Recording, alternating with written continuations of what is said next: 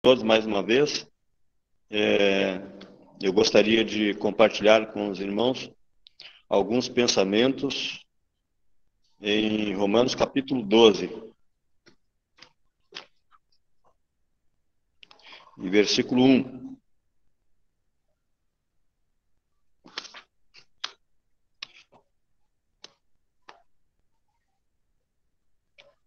Carta do apóstolo Paulo aos Romanos, capítulo 12 e versículo 1.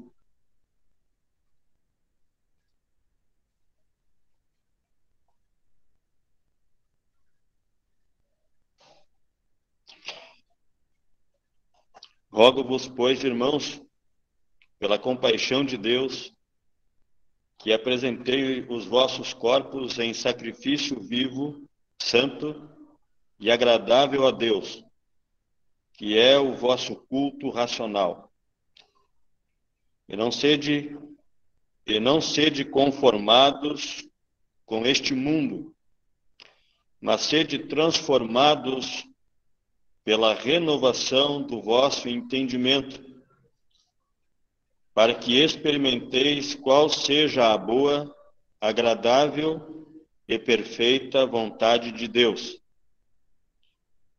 Porque pela graça que me é dada, digo a cada um dentre vós, que não pense de si mesmo além do que convém.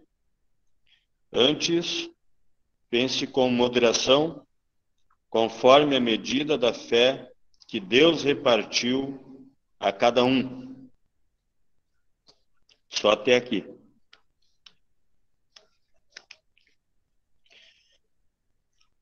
O último hino que nós cantamos fala do Senhor Jesus e do seu amor para conosco.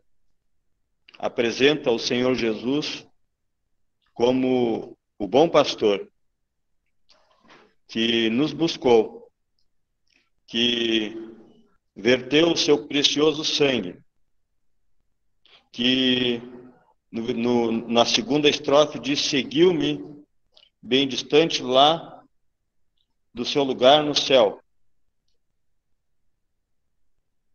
Diz no verso 3 que por ele somos queridos.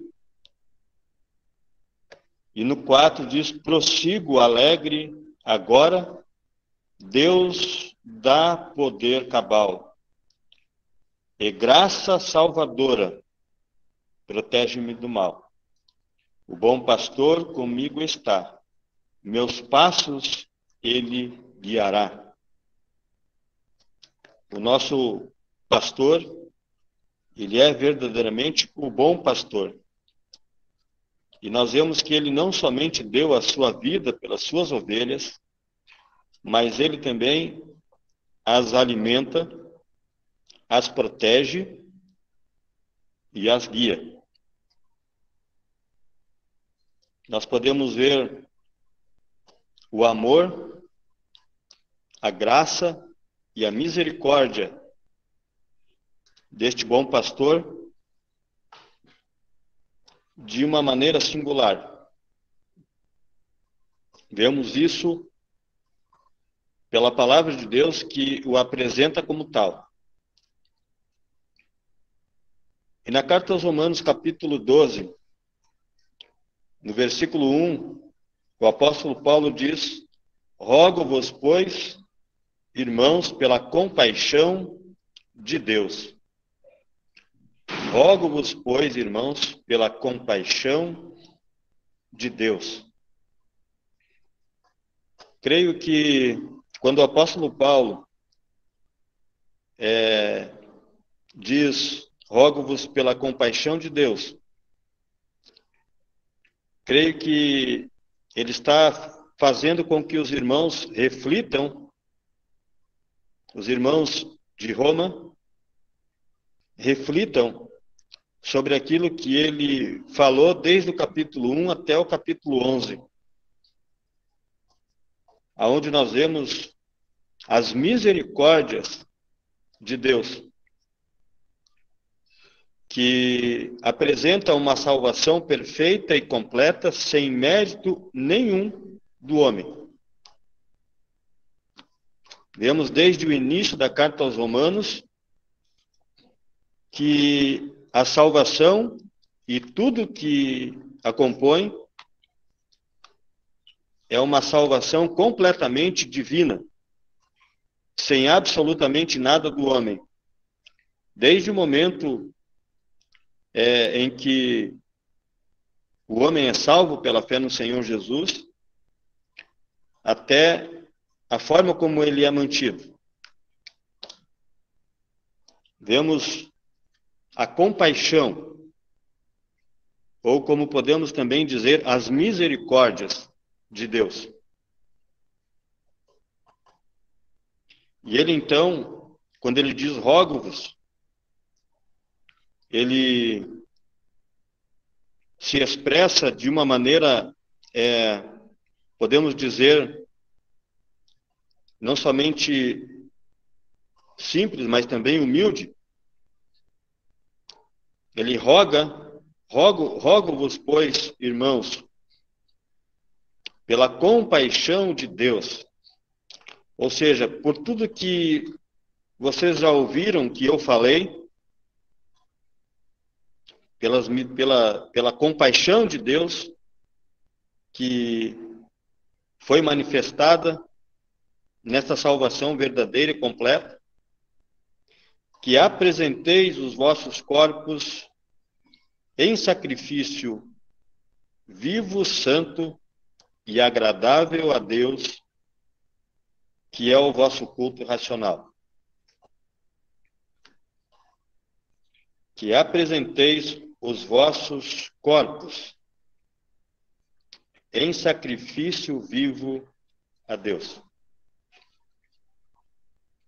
Podemos nos lembrar que o apóstolo Pedro, na sua primeira carta, diz que no capítulo 1,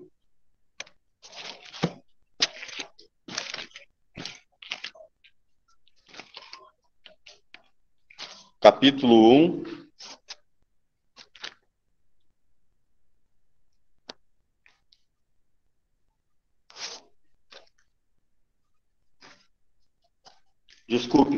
2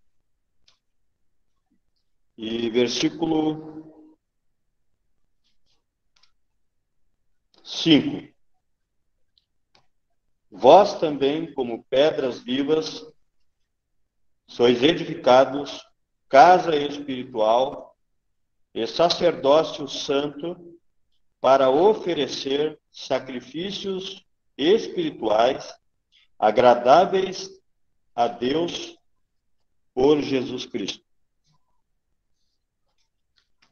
Nós podemos nos lembrar que no Antigo Testamento os sacerdotes se aproximavam de Deus com animais imolados. Mas agora, com a morte do Senhor Jesus, este sacerdócio mudou em vários aspectos.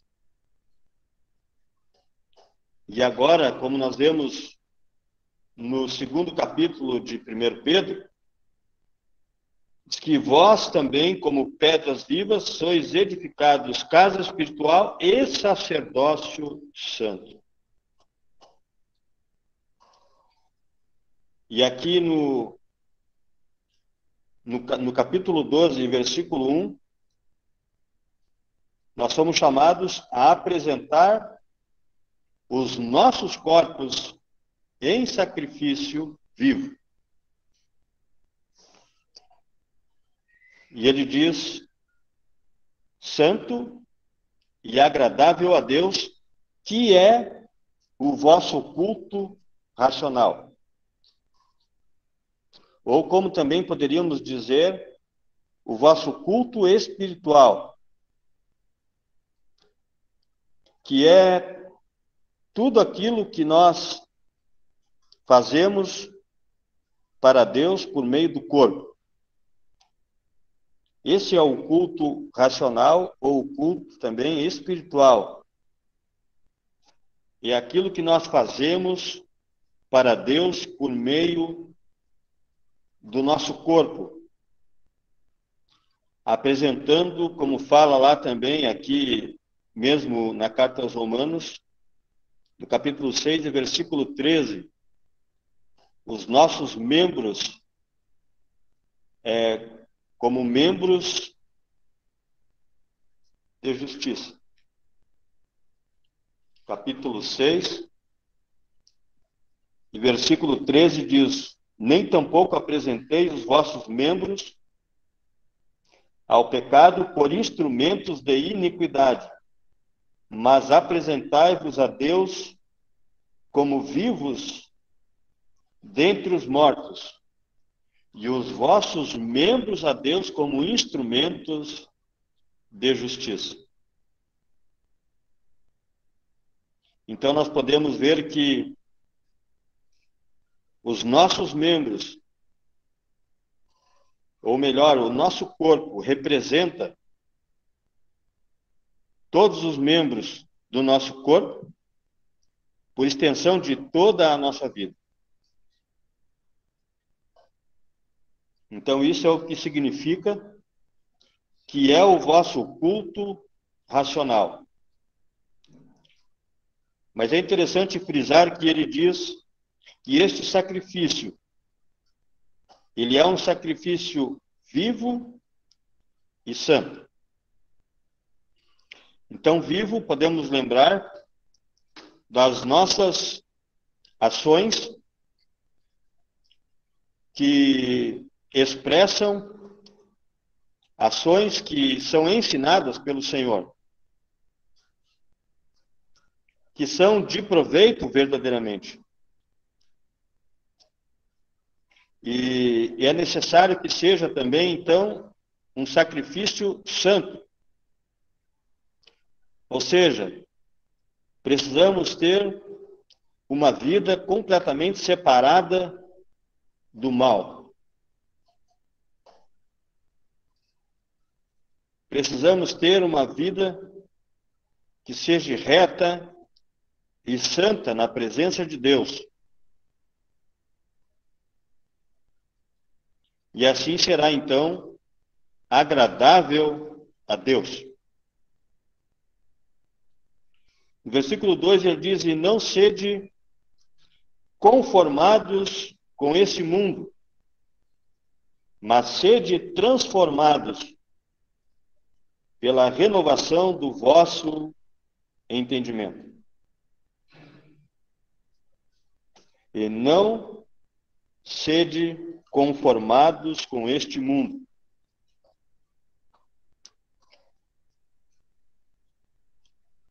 O mundo tem por Deus a Satanás, que é o Deus deste século.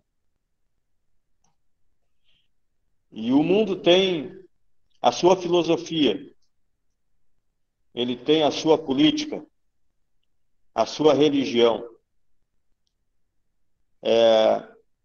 a sua música, o seu entretenimento. Ele tem a sua forma peculiar de agir e de pensar. E quer que todas as pessoas se moldem aos seus costumes e a tudo aquilo que lhe é peculiar, que nós sabemos que é contra Deus. E o mundo oprime a qualquer pessoa que não queira se moldar aquilo que ele determina, aquilo que ele quer impingir na mente das pessoas. O mundo odeia os dissidentes como o Senhor Jesus. E a prova disso é que ele foi crucificado. Ainda que nós podemos ver em Isaías 53 que Deus moeu o seu filho. Devemos nos lembrar que a morte do Senhor Jesus deve ser vista por dois aspectos. de duas perspectivas. Uma é Deus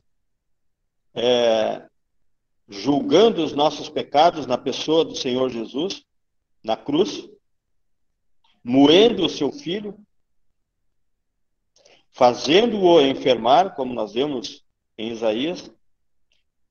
Mas, por outro também, nós vemos a inimizade do homem contra Deus, a maldade do homem em último grau, que condenou e executou o santo,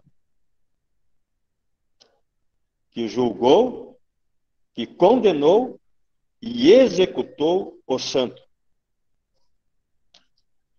provando, mais uma vez, a sua inimizade e o seu ódio contra Deus.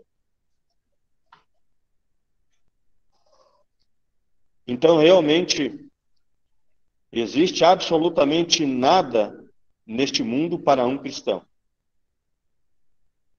E nem poderia haver, porque o Senhor Jesus Cristo disse em sua oração, em João 17, que ele não é do mundo, que nós não somos do mundo, assim como ele não é do mundo.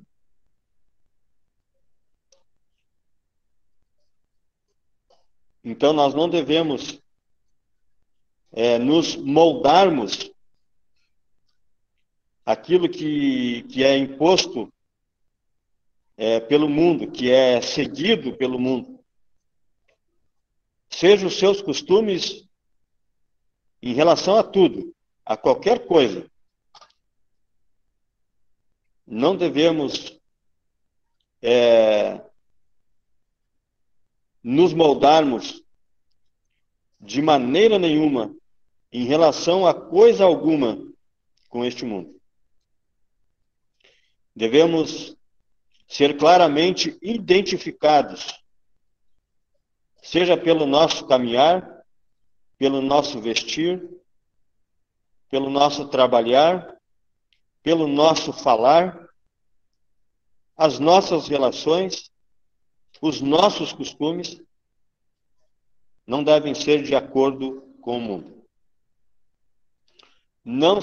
Não sede conformados com este mundo, mas sede transformados pela renovação do vosso entendimento. Eu creio que nós podemos ver esta renovação do entendimento, do nosso entendimento, de duas maneiras. Talvez algum irmão possa também apresentar apresentar outros pontos, mas eu particularmente vejo em duas maneiras. Primeiro, que nós nos tornamos uma nova criatura, aceitando o Senhor Jesus como nosso Salvador. Nós nascemos de novo. E nascemos agora temos a natureza divina, embora temos também, ainda, a natureza do pecado em nós, a qual só haveremos de sermos livres dela, pela morte ou pela vinda do Senhor Jesus. Nós temos a natureza divina. E temos também o Espírito Santo. E o nosso coração, que era um coração de pedra, foi transformado num coração de carne. E pela natureza divina que Deus nos deu, nós temos o desejo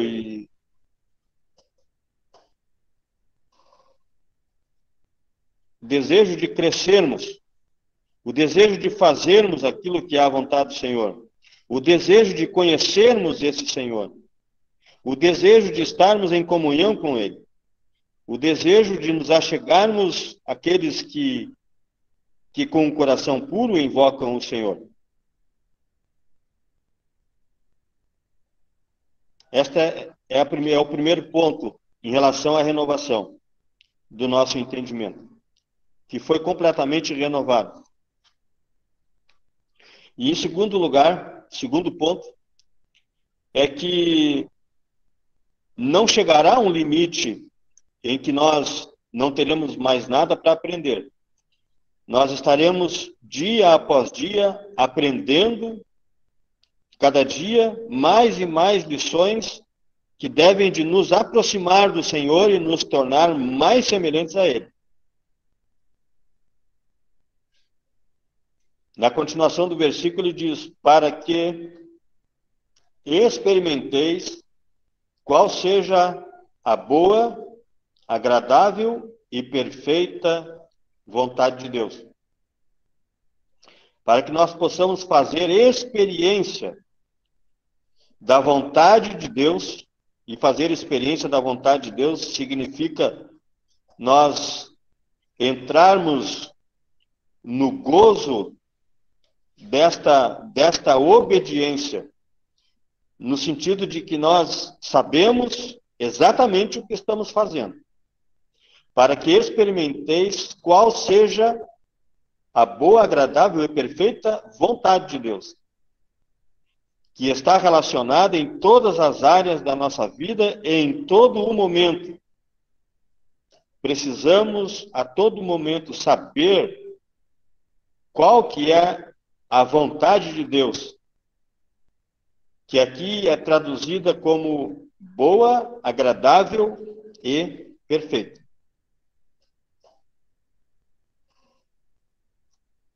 Aqui nós podemos observar que quando nós entramos fazemos a experiência desta vontade, da maneira como ela é apresentada aqui, nós vamos sentir exatamente isto no nosso coração, na nossa mente e no nosso coração. E esta vontade, ela é boa, ela é agradável e ela é perfeita em todo o aspecto, perfeita na sua manifestação e na sua execução. No versículo 3, ele diz: porque pela graça que me é dada, digo a cada um dentre vós. No versículo 1, ele fala: o vosso culto racional. Ele não diz o nosso, mas o vosso culto racional. E aqui no versículo 3, nós vemos a frase cada um dentre vós. No versículo 1, nós podemos pensar que quando ele diz o vosso culto racional e não o nosso, é porque é algo que realmente cada um deve fazer experiência, que deve manifestar, que deve fazer. Porém, ele fala vosso porque ele não está falando a uma pessoa, ele está falando para uma igreja, para os irmãos. Mas no versículo 3 nós podemos ver então que esta responsabilidade diante de Deus, que este compromisso é um compromisso, uma responsabilidade absoluta. Ela é irrestrita. Não há restrição. Não há limite. Porque pela graça que me é dada, ele usa a sua autoridade apostólica, ao mesmo tempo que reconhece que não havia mérito nenhum absolutamente nele. Pela graça, porque pela graça que me é dada, não havia mérito nenhum no fato de ele ser apóstolo. embora ele faça uso desta autoridade, dizendo: que me é dada, digo a cada um dentre vós,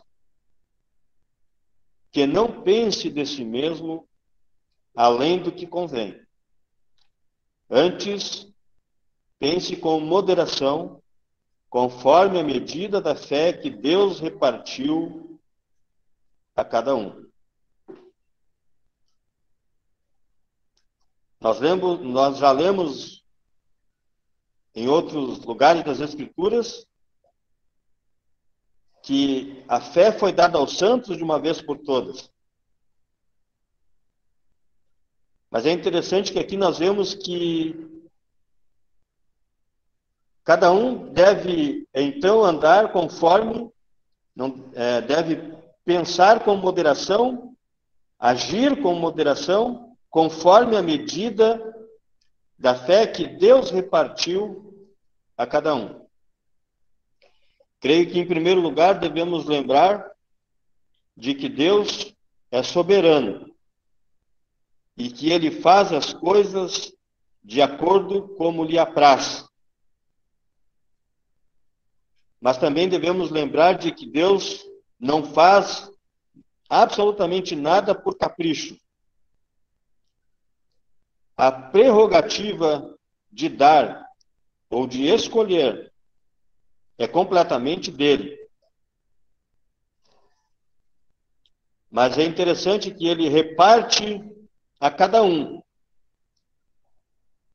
Talvez podemos pensar no fato de que cada um recebe esta fé de acordo com a sua capacidade. Esta fé que nós podemos também lembrar, de acordo com Romanos 10 e 17, que ela é pelo ouvir, e o ouvir da palavra de Deus, embora ali esteja associada à salvação.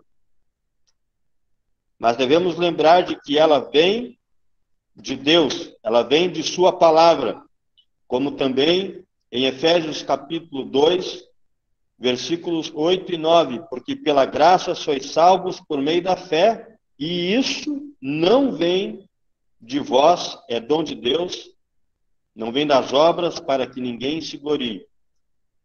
Seja a graça, ou seja a fé, ambas, elas vêm de Deus. A graça de Deus se há manifestado trazendo salvação a todos os homens. Porém, somente aqueles que, pela fé no Senhor Jesus, que se apropriam da salvação. Mas ela é dada também por Deus como um presente, um dom de Deus. Isso, creio eu, me leva a pensar de que não quer dizer que Deus dê mais para um do que para outro. Creio que Ele dá de acordo com a sua capacidade. E Ele dá para que cada um faça exercício desta fé, para então servir e adorar aquele por quem ele foi salvo.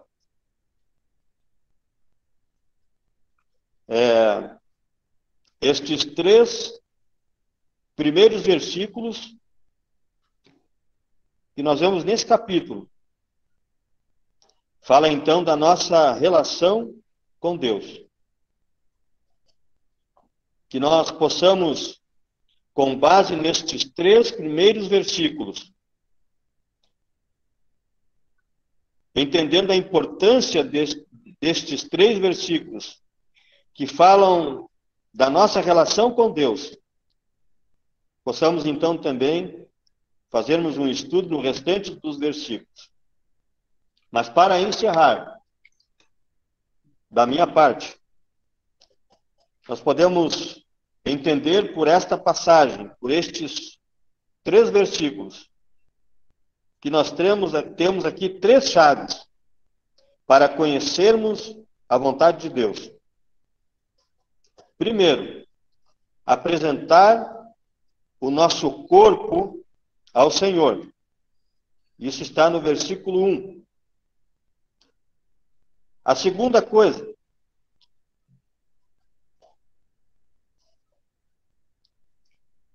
termos uma vida separada para Deus, que está indicado no santo, quando diz que apresentei os vossos corpos em sacrifício vivo, santo. E terceiro, ter a mente transformada. Ter a mente transformada.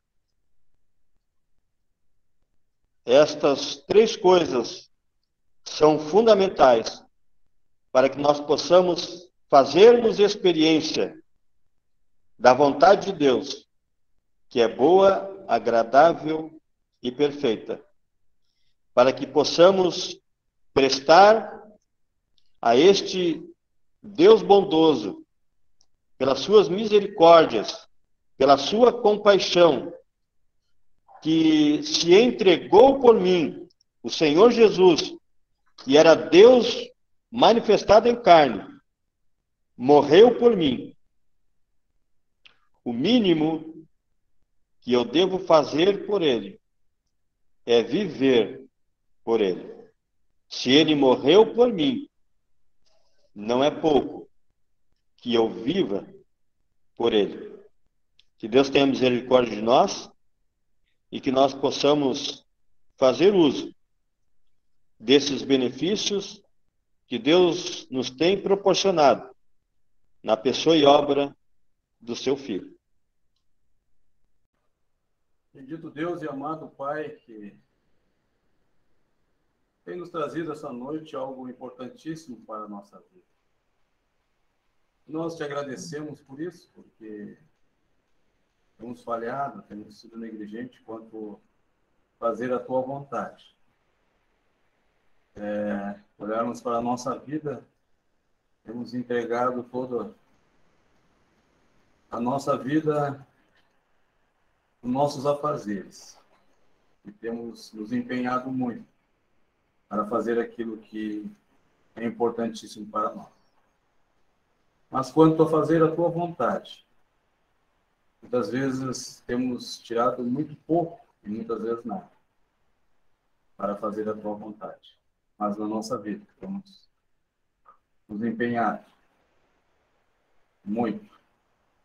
Senhor, nos perdoe as nossas fraquezas, nossa atitude, possamos verdadeiramente abrir os nossos corações, a nossa vida, em prol de fazer a tua vontade, aprender de ti e poder aí empenhar a nossa caminhada aqui na tua vontade. E sabemos que aquilo que temos empenhado na nossa vida e temos feito e sacrificado, até muitas vezes doente, temos nos sacrificado para ganharmos a nossa vida aqui.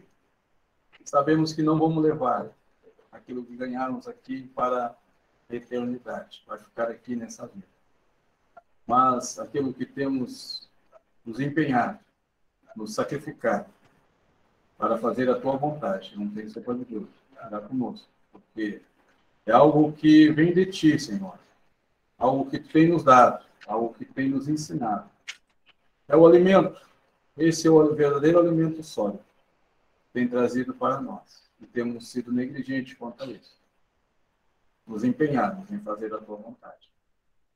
Queremos te pedir perdão, Senhor, nos perdoe. E pedimos o teu auxílio e a tua mão com cada um de nós. Cada um de nós tem alguma fraqueza, algumas atitudes erradas, e temos sido negligentes quanto à tua vontade. Rogamos, nosso Deus, e sabemos que tu nos ouve, está aí para nos ensinar e nos instruir, a partir do momento em que nós formos o nosso ser, a nossa vida, nas tuas mãos, para sermos guiados por ti. Não que nós não possamos nos empenharmos no nosso dia a dia, mas que nós possamos verdadeiramente estar com os nossos olhos firmes, com a nossa vida, na tua vontade. Rogamos, Senhor, por cada um de nós aqui, cada família, cada irmão, cada irmã, cada adolescente, também os nossos, aqueles que têm estado fracos, que nem têm estado com o teu povo, onde ordena a bênção, pedimos por eles, que possa ajudar também nas suas fraquezas, que eles possam vir a se reunir com o teu povo. Pedimos essas coisas, rogamos por essa semana que está começando, a tua mão, teu auxílio conosco, rogamos também para aqueles que estão enfermos, rogamos pela tua mão, que possam ser restauradas as suas enfermidades, também rogamos por esses irmãos que estão nessa guerra lá, que estão sofrendo essas penas lá de bombas, de fatalidade, de vidas sendo mortas. Pedimos, Senhor, a tua mão por essa situação de guerra. Pedimos também, Senhor, quanto a esse propósito, nós fazer uma conferência, rogamos pela tua mão que possa suprir todas as necessidades que parecemos para esses dias de conferência. Já pomos na tua mão. Pedimos também para os irmãos agora em abril, que haverão ali em Umguara, Eldorado, nessa conferência, esses dias que vão ter ali. Rogamos pelos irmãos também que possa suprir todas as necessidades, tanto espiritual como material. Assim te pedimos a tua mão, nos dirigimos ao nosso lar. Rogamos a tua proteção, dando-te graça por tudo. Em nome do Senhor Jesus. Amém.